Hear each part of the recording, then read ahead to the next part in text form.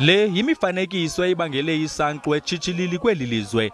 Inani elivisayo labantu abebenxibe impahla ze-ANC baqhubele phambili nokuzinza kweentsuku zimbalwa zidlulayo eNkandla. Isizathu soko ke kukhuselo besakuba ngumongameli uJacob Zuma kubenanganqakulwa valelwe ngokomyalelo wenkundla yomgaqo-siseko. ANC esezintanjeni zolawulo ithi yayiqwalasela yonke into ethe yenzeka eNkandla. Spend some time expressing their views and expressing them in a way that is polite and acceptable. There is no disturbance, no crisis, so we can report back tomorrow that we were here and we are satisfied with the way that our people are responding to Comrade Zuma. Bekucacoke kade mhlophe ehlungwini okokuba imigqaliselo ye-COVID-19 ityeshelwe phaya eNkandla. Abanye bathi ke oku kubangela okokuba kubonakale ngathi umthetho awunanda unokuyenza de kuqaqalaselwa usuleleko lwe-coronavirus. Njengeqembu le-National Freedom Party sikhathazeke kakhulu ngokwephula kwemigomo ye-COVID-19 okwenziwe yilabo abeseka wayengumengameli umhlonishwa uJacob Zuma eNkandla. Isenzo sabo sokuhlangana babe baningi futhi bangaqaqani sikhombise ngokusobala ukuthi abanendaba nempilo zabantu.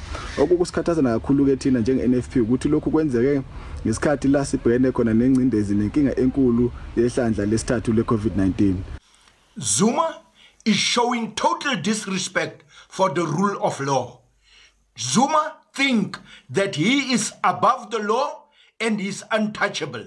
The country is gripped in a heavy struggle against a vicious enemy called COVID-19. Ukanti ke isizwe samaZulu sifakalise ungaxoli kwaso ngokuthe kwaqhubeka kwaZulu Natal.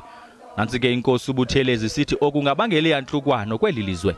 I'm not judging his case, but I sympathize with his plight. For he's still an elder like myself. What is happening in Kandla right now runs contrary to our dignity as a people. We're making ourselves a spectacle in the eyes of the world.